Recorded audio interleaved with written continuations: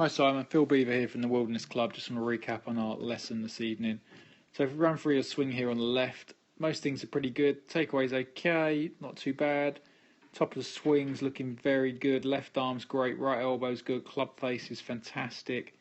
Start of the downswing, really good. Shaft starts to shadow, left arm's pulling in front, club cuts through right forearm.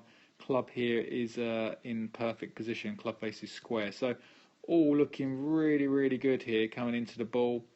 This is where things start to get a little bit wrong, because if we go back a couple of frames, Simon, see here when we look at your legs, okay, the legs have cleared to a point and now they're not going to clear anymore. Now what this does is it pushes your arms actually forwards, which will bring the hosel closer to the ball. So when we're coming into the shot here, we can see how close that strike point is to that hosel. So if we draw a straight line over the ball, not very good, that'll do, we can see there the club head is nearly going on the outside. Now we know that happened with the woods today, so we've got to pay attention to that.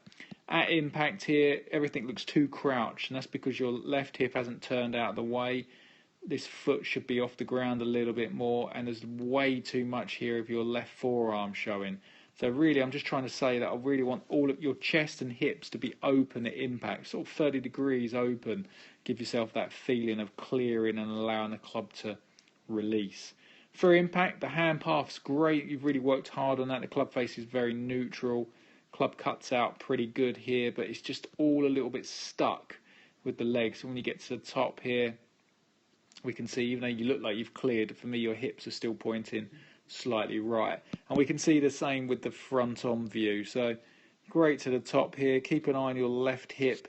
You're really going to see how much you sort of slide this forwards, coming down that left hip, because it's sliding forwards, it's taking that right hip forwards as well. So this is your sort of lag position there, and your right hip should be on in line with your hands. But because you've shifted left so much, Simon, you can't do it. So that's why you lose the lag so quickly. And if we look now at impact, I mean, look how much that left leg is sort of angled this way. So it's just sliding too much. So and that's another reason why we're getting stuck. So all I did there is I stuck a stick in the ground sort of there, just resting against your leg, and just try and feel like you turn around the post for me. So try and turn around that stick. So everything's about rotation today. I really like the club where it is and stuff, but rotation. And then back to this swing here, just work on, especially with the woods, you know, the 2-ball drill again there is good for you. And if you don't want to do that, just put like a water bottle there on the outside, because that's the way where your club comes in sometimes this way. So hope that all makes sense. So really easy. You've only got to think about turning the hips, turning the chest, but at the same time, so really feel open at impact and get that club head just working a bit more from the inside, and just see what shot you hit with that. I think you'll hit little soft draws.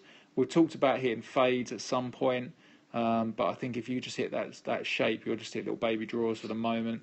And don't forget to stretch for me. Do that laying on the floor crossover, where you lay on the floor like a starfish and then you cross over your leg to one other knee and just hear the bones clicking just to loosen up your back. Otherwise, very good, Simon. Thank you.